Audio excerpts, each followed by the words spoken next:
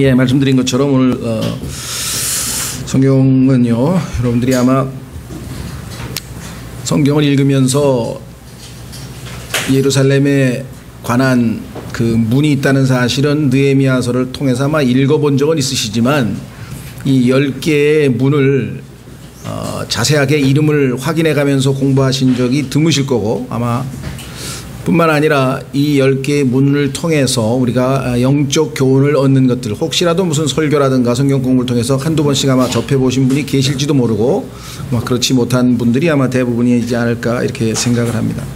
아시다시피 예루살렘이라고 하는 것은 하나님께서 하나님의 임재, 즉 자신의 이름을 두실 곳으로 선정하신 곳이고 주님의 임재를 예표하고 있습니다.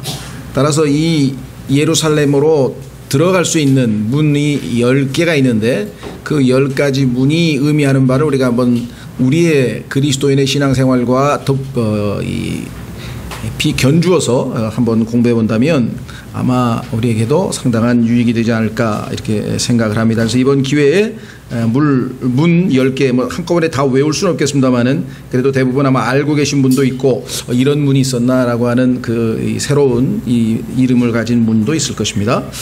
자, 본문은 느헤미야서인데요. 느헤미야 3장에 보면 이 10개의 문을 수리하고 보수하는 내용이 나옵니다.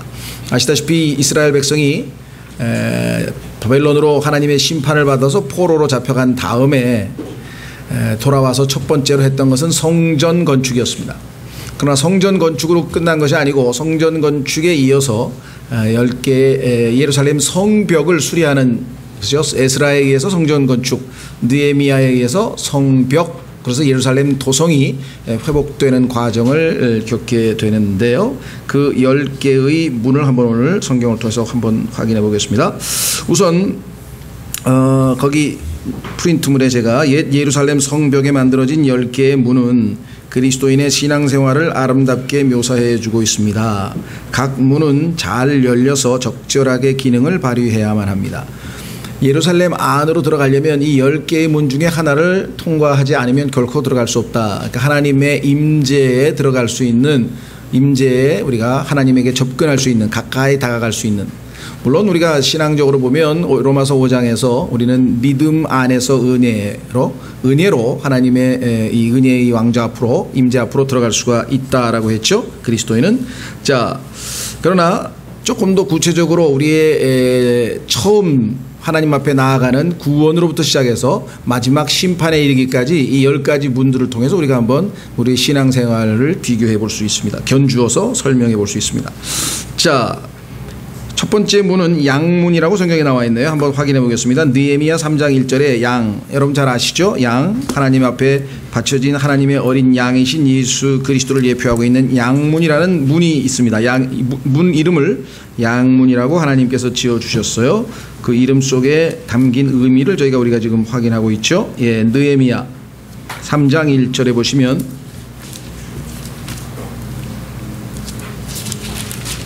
그때 대제사장 엘리야십이 자기 형제들인 제사장들과 함께 일어나서 그들이 양문을 건축하고 그것을 거룩히 구별하여 그것에 문짝을 달며 메아 망대와 하나넬 망대에 이르기까지 그것을 거룩히 구별하였고, 이렇게 되어 있죠. 예.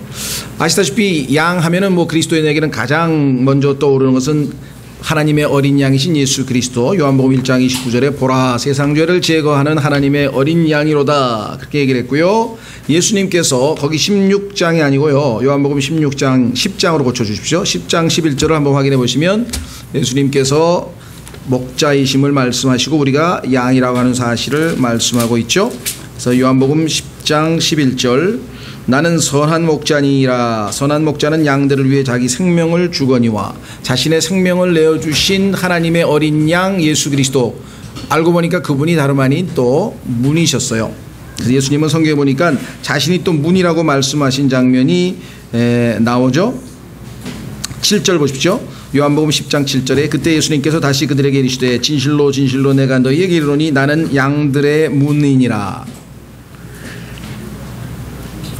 우리 주보에 보시면 다음 주 성경 암송 구절이 그 다름 아닌 성경은 나에 대하여 증거하는 것이라는 그 내용인데요. 성경 속에 이렇게 모든 것들을 통해서 하나님이신 예수 그리스도를 알 수가 있죠.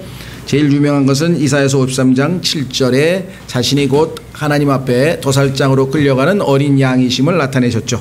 자, 그래서 우리는 첫 번째 양문은 우리의 구원에 필요한 십자가를 예표하고 있구나 라고 하는 것을 확인해 볼 수가 있습니다. 두 번째 문은 이름이 물고기 문입니다. 3장 3절에 가시면, 느헤미야 3장 3절에 가시면 물고기 문이라는 말이 들어가 있어요. 여러분들 아마 성경 읽으실 때 별로 깊이 생각 안 하시고 문 이름이 참 재밌네 하고 아마 지나가셨을 수도 있을 것 같아요. 문 이름이 좀 어째 신기하네. 문 이름이 좀 우리나라처럼 뭐 숭례문이니 아니면 좀 멋지게 대한문이니 이렇게 안 돼 있고 어디 물고기 문이냐, 여기 뭐 물고기 장사를 했나 생각하실 것 같지만 사실은 예수 그리스도께서 우리를 다름 아닌 사람 낚는 어부로 삼으셨죠. 그래서 사람들을 다 물고기라고 하잖아요. 이 물고기 문은 우리가 예수 그리스도를 믿고 다른 사람들을 예수 그리스도께로 인도하는 구령의 문을 의미하겠죠. 자, 마태복음 4장 19절로 가보겠습니다. 마태복음 4장 19절에 가시면 그 유명한 말씀 있죠. 마태복음 4장 19절. 그분께서 그들에게 이르시되 나를 따르라 내가 너희를 사람들을 낚는 어부가 되게 하리라 하시니, 사람 낚는 어부가 됐습니다. 근데 실제적으로 이게 얼마만큼 정확하냐면요, 예수 그리스도를 믿는 순간에, 그렇죠, 우리는 셋째 하늘에 앉힌 바 됐다. 예수님을 믿는 순간에, 구원받는 순간에 우리는 예수 그리스도와 한 영이 됩니다.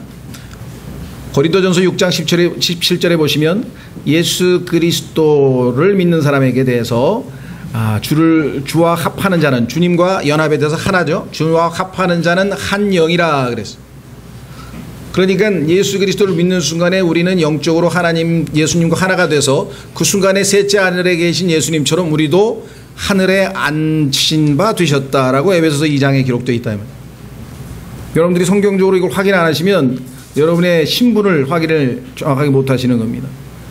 그러니까 그냥 무조건 우리가 하늘 백성이 아니라 실제적으로 예수 그리스도를 믿는 순간에 우리가 영으로 예수님과 합해서 한 영이 되었고, 그 순간에 셋째 하늘에 올라가서 예수님과 함께 앉아 있다라고 성경에 나와 있어요. 그걸 믿는 거예요. 그게 사실이고 영적으로, 그렇죠? 네. 그래서 우리가 다른 사람을 예수 그리스도께 인도하는 순간, 어떤 사람이 복음을 듣고 예수님을 믿는 순간에 우리는 그 사람은 어디로 가요? 영적으로 셋째 하늘로 올라갑니다. 그런데 성경에 보면 이 우주에는 첫째 하늘이 있고, 그것은 새들이 날아다니는 공간이에요. 새들이 날아다니는 공간, 스카이라고 우리가 보통 얘기하는데, 그 공간, 그걸 우리가 대기권이라고 하는데, 거기까지는 이제 땅과 대기권, 새가 날아다니는 공간은 하나님께서 인간에게 주신 것이고, 그 다음에는 우주라고 하는 두 번째 하늘이 있어요. 이 우주라고 하는 두 번째 하늘은 성경에 보니까 영적인 악한 존재들이 거하고 있기 때문에 하나님께서 인간이 거기에 가는 것을 원치 않습니다. 우주 산업이라고 하는 것은 하나님의 뜻을 명백하게 거스리는 거죠. 그 영적인 악한 것들이 거기에 둘째 하늘에 있어요. 우주 공간. 그런데 그 우주 둘째 하늘 위에는 시간이 멈추는 장소가 있고, 성경에 보니까 거기서부터 어마어마하게 큰 물이 있습니다. 창세기 1장에서 하나님께서 궁창의 아래쪽의 물, 이 지구상에 있는 물과 위에 있는 물로 나누셨는데, 그 물의 양에 대해서는 뭐 정확하게 모르지만 지구상에 있는 모든 바다의 30억 배가 되느니 뭐 어떻게 계산했는지 모르겠어요. 하여간 우주에 물이 있다고 하는 것은 단순히 성경에 있는 말을 믿는 것도 우리는 믿지만, 실제적으로 우주에 있는 허블 망원경으로 200억 광년이 떨어져 있는 곳에 물로 덮여 있는 우주에 대해서 과학자들이 이미 확인을 한 바가 있습니다. 1995년에 미국의 이 천문 우주 잡지에 나와 있어요. 우주가 물로 덮여 있다는 거죠. 근데 그 어마어마한 물을 통과해서 올라가면 셋째 하늘이 있고, 거기는 유리바다로 되어 있고 얼음처럼 얼려 있는 곳이 있습니다. 거기에 하나님의 왕좌가 펼쳐지는데, 따라서 그 하나님이 계신 셋째 하늘까지 올라가려면 당연히 엄청난 물을 통과해야 된다는 거죠. 그러니까 왜 사람 낚는 어부인지 이해가 되시겠어요? 사람의 혼, 한 사람 한 사람 구원받은 사람들을 하나님께서는 물고기로 보시는 거예요. 그 물고기처럼 물을 통과해서 셋째 하늘로 올라가는 거예요. 그러니까 하늘에서 하나님께서 낚시질을 하고 계신 것이에요. 성경에 보면은 하나님께서 이 낚싯바늘에 꿰서 마귀를 데리고 하나님의 뜻을 실천하기 위한 그 아주 어떻게 보면 심각하면서도 아주 재미있는 게임이 있는데, 그것이 욥기 41장에 보면은 하나님께서 낚싯바늘로 마귀를 리워야단을 코에다 걸고 그를 놀림감으로 삼는 장면이 나옵니다. 여기에 대해서는 사무엘 깁이라고 하는 분이 아주 유명한 설교도 하고 하셨는데, 하여간 뭐 그 문제는 나중 얘기고, 따라서 물고기 문이라고 하는 것은 야 이게 그냥 지어진 게 아니고 가만히 있어봐, 이게 나하고 관계되는 거 아니야? 내가 어부 아니야? 알고 보니까 물고기 내가 낚아야 되는 거 아니야? 느헤미야가 딱 문을 양문 그 다음에 물고기 문으로 넘어갔어요. 이 순서가 참 비상하죠. 구원받고 난 다음에 바로 물고기 문으로 넘어갔어요. 자, 그 다음에는 무엇인가? 옛문으로 갔어요. 참 성경의 순서가 기가 막혀. 옛문, 옛날 문이요. 갑자기 왜 새문도 아니고 옛문이라는 게 나올까? 뭐 옛날 게 좋으니까? 아니고 아니고 여기에 또 의미가 들어가 있습니다. 우리의 옛 성품을 나타내는 것이죠. 그래서 로마서 6장으로 가면, 로마서 6장,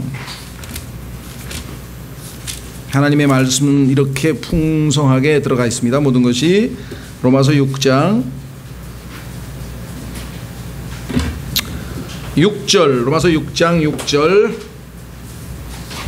우리가 이것을 알거니와 우리의 옛 사람이 그분과 함께 십자가에 못 박힌 것은 이 옛 문을 통과해서 이제 새 생활로 나아가지 아니하면 신앙생활은 멈춰버리게 맙니다.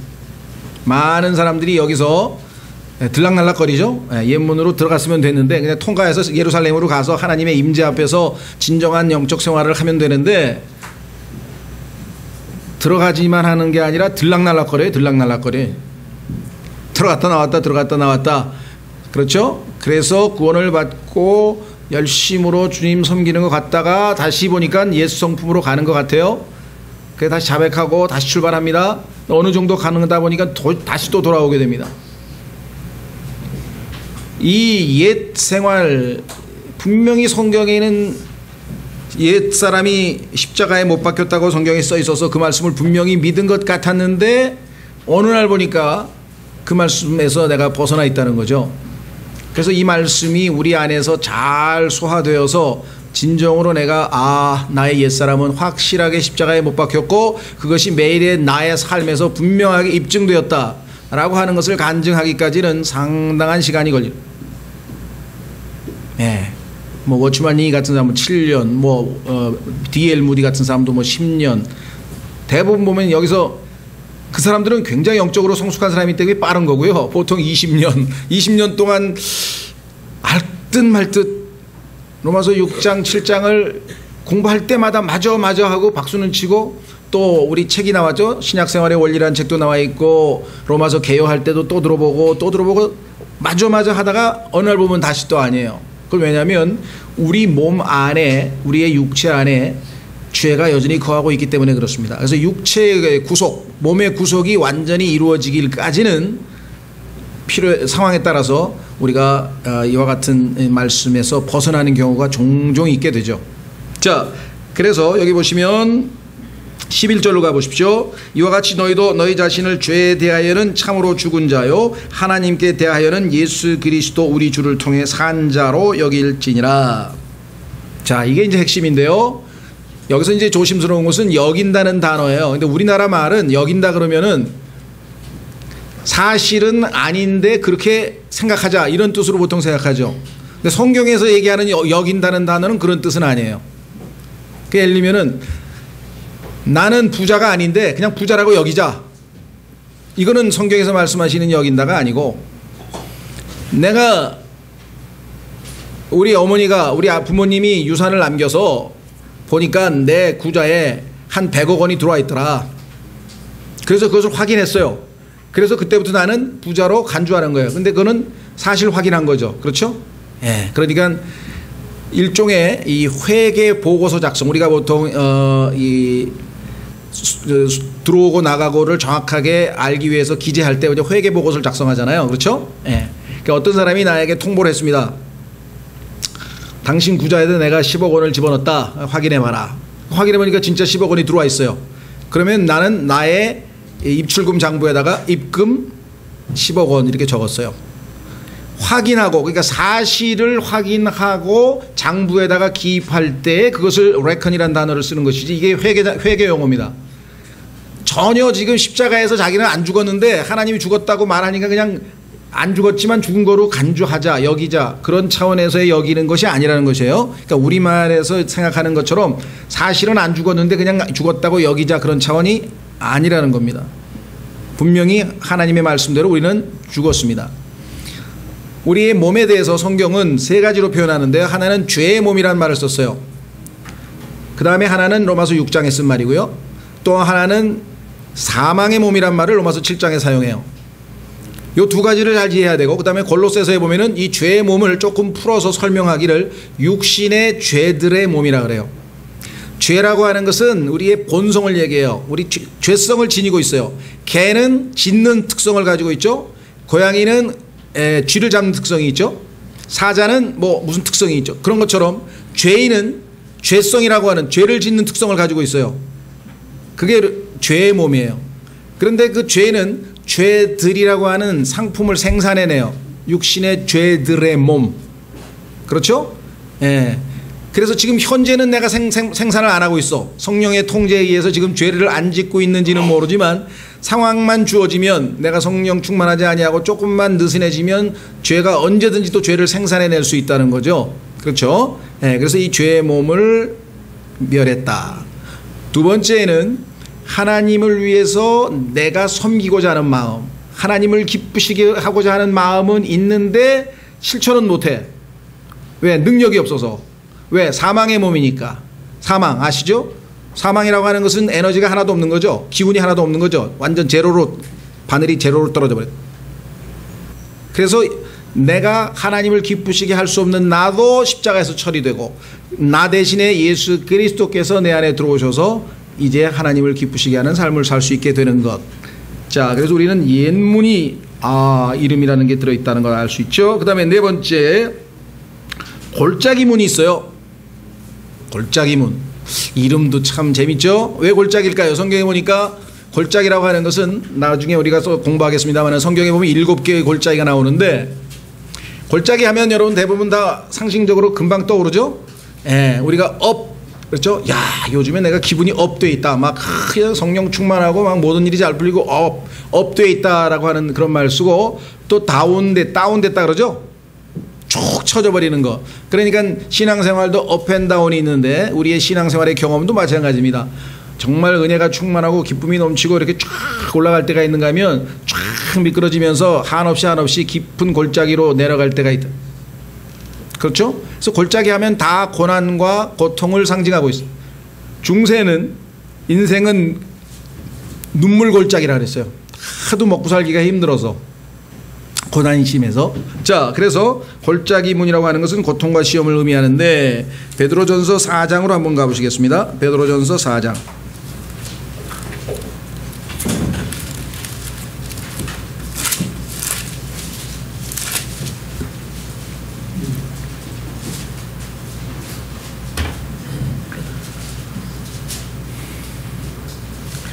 19절, 그러므로 하나님의 뜻대로 고난을 받는 자들은 잘 행하는 가운데 자기 혼을 그분 곧 신실하신 창조자께 맡겨 지키시게 할지어다. 예루살렘으로 들어가려면 여러 가지 문이 있는데 10개의 문 중에 하나는 뭐냐면 이 골짜기 문이라는 게 있어요. 더더군다나 이 골짜기 문은 아주 예루살렘에 들어가는 데 있어서 꼭 필요합니다. 그래서 여러분도 아시다시피 우리가 반드시 많은 환난, much tribulation이라고 했죠. 사도행전 14장에 보시면 많은 환난을 통과한 다음에 하나님의 왕국에 들어가야 된다라고 분명히 기록을 해놓은 것을 확인해 볼 수 있고, 이 고난을 통해서 우리가 하나님의 위로를 받고 그 하나님의 위로로 다른 사람을 위로할 수 있고, 고난이 가져다주는 유익에 대해서는 우리가 설교도 여러 번 하고 성경 공부도 여러 번 했는데 아직도 여러분과 제가 고난에 대해서 하나님께서 우리에게 주시고자 하는 유익을 얻을 만큼 지혜롭고 또 성숙하게 대처하고 있는지 한번 생각해 보십시오. 여러분들에게 실제로 고난이 닥쳤을 때 성경에서 배우는 이론적으로 알고 있는 그런 대로 적용이 가능한 건지, 아니면 당장 괴롭기 때문에 주여 당장 이 고난을 제거해 주십시오. 우리의 기도는 거의 대부분이 나에게 힘든 것들을 없애달라는 기도를 하려고 하는 거예요. 그러니까 정말 아주 이 영적으로 우리가 어리다는 것을 반증하는 것이죠. 그렇다고 해서 너무너무 또 영적으로 뛰어나가지고 고난을 보내주시옵소서 주여 뭐 또 이런 사람이 있어요. 그걸 성경에서는 지나치게 의인이 되는 거예요. 지나치게 의인이 되지 말라. 그만큼 강하지 않아요 우리가. 지금 이건 뭐 우리 체온이 36.5도인데 체온도 아직 못 올라갔는데 헉헉대면서 그냥 죽겠다고 난리법석 치고 만나는 사람마다 전부 덥다는 얘기하는. 그렇죠. 덥다고 하는 건 얘기는 잘못된 건 없어요. 더우니까. 왜? The truth. 사실이잖아요. 근데 거기에 이제 어떤 스피릿이 들어가 있느냐가, 왜 이렇게 더운 거야 이거 정말. 이러면 이제 하나님을 향해서 지금 bitterness, 쓴뿌리가 생긴 거예요. 하나님 너무하시지, 정말 이렇게 뭐 날마다 하루도 아니고 이게 며칠째 정말 미치겠네요. 여러분 생각하면 어떠세요? 세상 사람들이 하는 그 스피릿에는요, 은연 중에 하나님을 향한 그 쓴뿌리와 반발, 반역하는 그런 영이 들어있는 것이에요. 그렇죠? 나중에 여러분들이 이 더위 때문에 여러분의 몸속에 있는 모든 독소가 땀을 흘려서 싹 빠져가지고 건강을 유지케 하는 하나님의 비결인지를 어떻게 하겠어요? 여름에 땀 한 번 안 흘리면 1년 동안 그 땀 하나도 안 흘리고 만난 에어컨 속에 사는 사람이 다 병 걸려가지고 죽잖아요. 미국 사람들이 현대병에 걸린 것 중에 하나는 땀은 안 흘려서 그래요. 땀을 사우나 가서 흘리면 안 되고 자연적으로 흘러야 돼. 사우나 가서 흘리면 몸에 있는 좋은 성분까지 다 빠져나간대요. 그러니까 인간의 머리를 가지고 굴려봐야 안 되는 거예요. 일을 하고 날씨에서 자연스럽게 땀이 흘러나오면 우리 몸에 있는 독소가 빠져나간다는 거예요. 하나님께서 필요한 만큼 적절하게 하시고 또 피할 길도 내시고 하셨으니까 인내도 배우시고 좋은 기회로 삼으셔야지 불평 불만을 해야 될 일은 아니다. 더더군다나 타사와라 형제 돌아갔는데 48도에서 선풍기 가지고 견디는데, 그렇죠? 48도에서 선풍기도 때로는 정전돼 가지고 없어서 그러고 있는데, 이렇게 좋은 환경에서 뭐 덥다 말다 이렇게 하면, 그렇죠? 근데 지금 더위 정도 갖고는요, 샤워하고 선풍기만 있어도 전혀 안 덥더라고. 난 잘 모르겠는데 여러분들은 뭐 걸어서 짠 한 시간 쫙 빼고 샤워 딱 하고 그다음에 선풍기만 있어도 뭐 아직은 견딜만한 것 같은데요. 자, 그다음에 걸음문. 이 걸음은 여러분 잘 아시는 것처럼 영어로는 DUNG인데 이 발음이 덩이에요. 근데 우리말하고 좀 비슷해요. 그렇죠? 걸음의 재료가 지금 똥인데 우리말로는 영어처럼 그냥 똥이라고 번역을 안 하고 좀 점잖게 걸음이라고 번역을 했고, 빌립보서에 가면은 배설물이라고 번역했어요. 배설물. 제가 번역했으면 그냥 과감하게 쓸 것 같은데 비슷하게. 어쨌거나 하여간 이건 육신의 일을 의미합니다. 확인해 보겠습니다. 빌립보서 3장. 빌립보서 3장.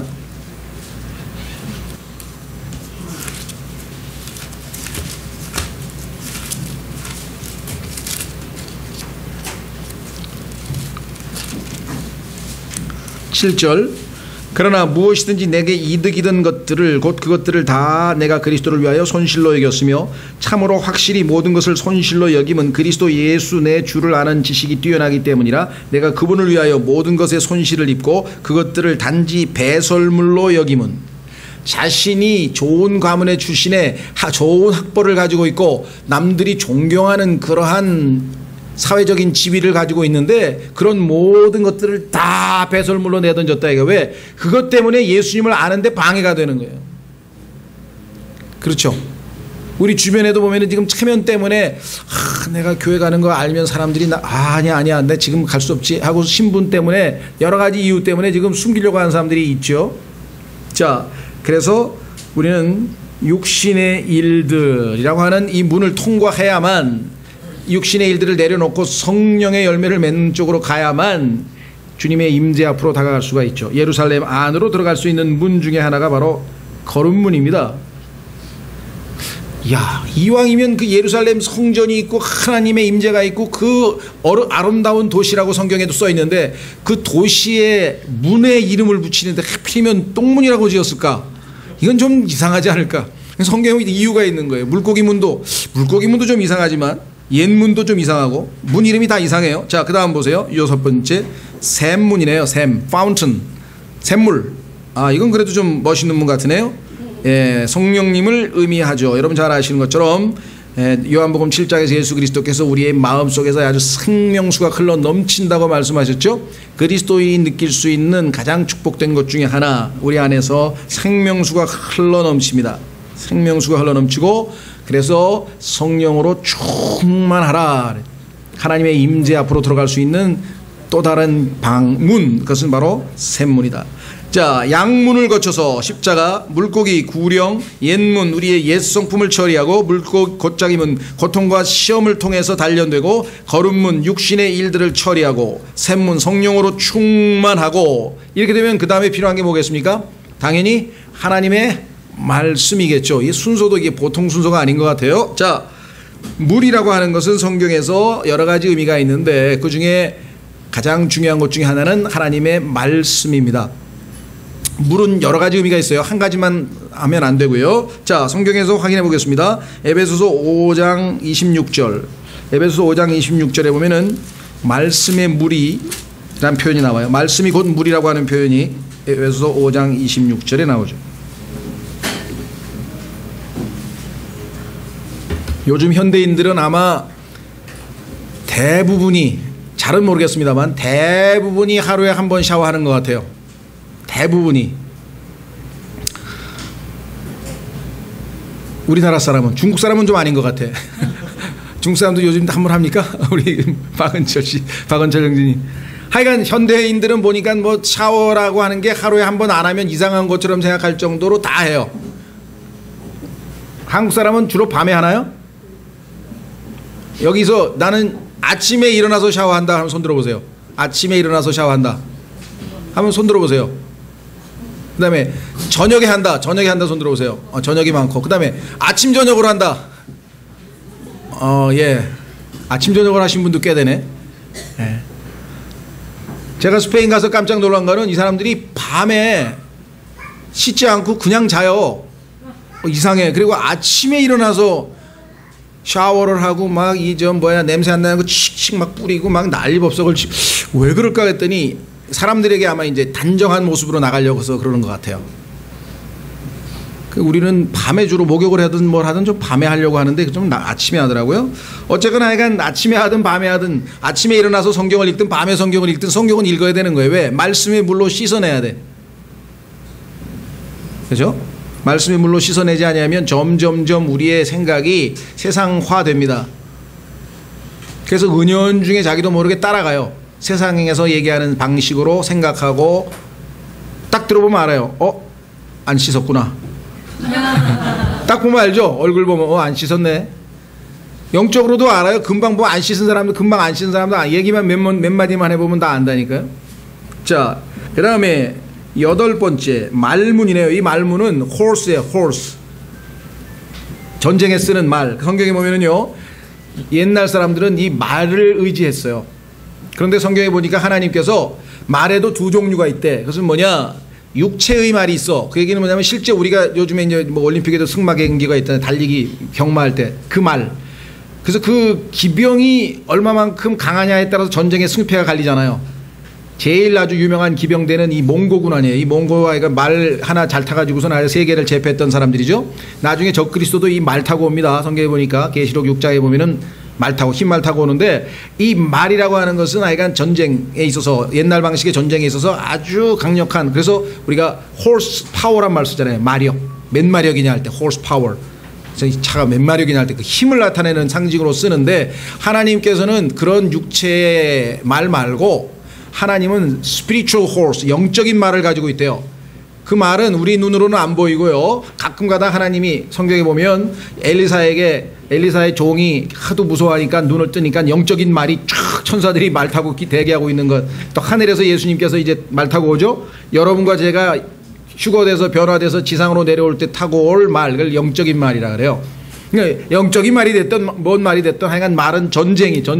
그래서 전쟁이 필요해. 여러분과 저에도 영적 전쟁이 필요합니다. 확인해 보겠습니다. 디모데후서 2장. 저는 이게 쉽지가 않아요. 왜냐면 제가 천성적으로 싸움을 별로 안 좋아해가지고 내가 그리스도인인데 군인이라고 하는 생각이 잘 안 들어. 근데 성경에서 보면은 이게 중요한 개념 중에 하나예요. 자, 확인해 보겠습니다. 디모데후서 2장 3절. 그러므로 너는 예수 그리스도의 좋은 군사로서 고난을 견디어내라. 여러분들 군대 가면은요 아무리 악조건이고 최악의 환경에서도 다 이겨내야 됩니다. 요즘 군대 에어컨 있나요? 난 잘 모르겠는데. 요즘 군대 에어컨 있나요? 전 잘 모르겠어요. 아는 사람 있으면. 하여간 어쨌거나 군대에는 최악의 조건 하에서도 인내하는 법을 배웁니다. 특히 뭐 해병대 훈련 같은 거 보면 아주 굉장하잖아요. 그리스도인으로서의 우리가 갖춰야 될 것 중은 뭐냐면 그리스도의 좋은 군인이에요. 그것도 여기 지금 그냥 군대도 아니고 굿 소울저야. 굿 소울저. 여러분 그렇습니까? 여러분이 분명히 굿 소울저입니까? 견뎌낼 수 있는 군인, 인내심이 강한 군인. 그런데요 그 군인의 특징은 뭐냐? 4절. 전쟁을 하는 어떤 사람도 이 세상 삶의 일에 얽매이지 아니하나니 이것은 그가 자기를 군사로 택한 자를 기쁘게 하려 함이니라. 신앙생활 하는데 이것저것 걸리적거리고 자꾸 세상 일에 연루되게 하는 것들은 가감하게 버립니다. 아브라함도 딱 보니까 소돔으로 갔다가는 안 되겠어. 그래서 소돔은 네가 가라. 롯에게 양보하고 높은 산으로 올라가서 어떻게 보면 좀 지루하고 어떻게 보면 재미없는 것 같지만 그런 생활을 통해서 하나님의 임재 가운데에서 생활할 수가 있었다. 그래서 계시록 19장 11절에도 예수님께서 말을 타고 이제 이 원수들을 다 물질러러 오시죠. 자, 그 다음에 9번째 동문이라고 하는 동쪽을 나타납니다. 그리스도의 재림을 의미합니다. 에스겔서 43장에 보면은요 하나님의 영광이 떠났는데요. 그래서 이카봇이라고 하는 말이 있었죠. 그러다가 나중에 예수 그리스도의 재림을 나타내면서 예수 그리스도의 영광이 동쪽 문을 향해서 들어오는 장면이 나옵니다. 그런데 이 동문은 어떤 문이냐면 예수님께서 여러분 잘 아시는 것처럼 나귀를 타고 예루살렘으로 입성하시면서 호산나 하면서 예수 그리스도께서 자신이 왕으로 오실 것을 미리 예언을 성취하는 그 입성한 문이 동문이에요. 그런데 그 동문은 왕의 문이기 때문에 다른 사람이 다닐 수가 없어요. 그래도 그렇죠. 왕이 지나간다면 거기 이제 아무도 못 다녀요. 그 성경에 보면은 아무도 못 지나간다 그랬는데 어떻게 된다 봤더니 역사적으로 어느 순간에 거기는 지금 다 막혀 있습니다. 지금도 예루살렘에 한번 가보세요. 동쪽 문은 완전히 지금 흙으로 막혀서 거기는 아무도 들락날락거릴 수가 없어요. 예수 그리스도 재림하실 때만 다시 왕이신 그분이 오실 때만 들어가도록 돼 있어요. 실제적으로 뭐 여러분들이 예루살렘에 대해서 확인해 보시면 충분히 확인해 볼 수가 있겠죠. 자, 마지막 문은 뭐냐? 밉갓 문이라는 문이 있습니다. 3장 31절 가보겠습니다. 놀랍게도요 성경에 딱 한 번 나오는 단어예요. 성경 전체에서 딱 한 번밖에 안 나오는 단어인데 밉갓이라는 단어가 있어요. 확인해 보겠습니다. 느헤미야 3장 31절. 느헤미야 3장 31절. 자, 이 밉갓문이라고 하는 것은 무엇인가? 하나님의 모든 것을 마무리 짓는 심판의 문입니다. 그리스도인에게는 그리스도의 심판석을 의미하고 또 이 지상에 있는 사람들, 그래서 이것을 영광의 심판이라고 그러죠. 여러분들 영광의 왕좌의 심판 기억나세요? 마태복음 25장. 자, 그래서 여기서는 그리스도의 심판석을 의미합니다 그랬는데 그리스도의 심판석만 얘기하는 게 아니라 심판을 의미하고 그 심판에는 그리스도인은 그리스도의 심판석이고 이 세상 민족들은 민족들의 심판이라고 나와 있죠. 그 다음에 이 세상에 있는 모든 또 원수들의 심판은 또 따로 있죠. 자, 그래서 느헤미야 3장 31절에 나오는 것처럼 밉갓 문의 맞은편 밉갓이라는 단어가 나와요. 자, 그래서 오늘 여러분과 제가 정리해 본 것은 예루살렘이라고 하는 이 성읍을 드나들 수 있는 문이 10개가 있는데 그 10개의 문의 이름 속에 담겨진, 그렇죠, 영적인 교훈들, 정확하게 우리의 신앙의 순서와 딱 맞아 떨어지게 되어 있어요. 너무나 기가 막히지 않습니까? 양의 문, 물고기 문, 옛문, 골짜기 문. 십자가를 통해서 구원을 받은 자들은 물고기를 낚는 어부가 되고 그럼에도 불구하고 옛 성품을 처리해야 되고 고난과 고통을 통해서 영적으로 성장해야 되고 육신의 일을 나타내는 걸음, 배설물을 다 내려놓아야 되고 성령님이 충만함을 입고 하나님의 말씀으로 날마다 자신을 씻고 거룩하고 정결하게 하고 영적인 전쟁을 수행하며 다시 오실 예수 그리스도를 기다리고 결국은 각자 자기 모두가 다 그리스도의 심판석 앞에 서서 심판을 받게 될 것이다. 우연의 일치가 아니죠. 그렇죠? 자, 그래서 우리는 이번 기회에 예루살렘에 있는 느헤미야가 보수한 그 10개의 문 속에 하나님께서 또 이렇게 성막 속에만 있는 것이 아니라 우리의 신앙의 모습들을 이렇게 잘 묘사해 주신 것을 우리가 한번 확인해 보았습니다. 여러분들이 쉽게 우리가 공부할 수 있는 내용은 아니기 때문에 한번 정확하게 이해해 주시면 좋겠습니다. 오늘 이 시간에는 5번째 주에는 아무리 이우진 형제님께서 설교를 하시니까 성경 공부 마치고 또 바로 설교하기보다는 가끔 가다가 이렇게 필요한 재미있는 또 이런 주제로 성경 공부를 하도록 그렇게 하겠습니다. 좀 쉬셨다가 10분 정도 쉬셨다가 10시 10분에 우리 10분 전에 11시 10분 전에 우리가 준비 찬송하러 모이겠습니다.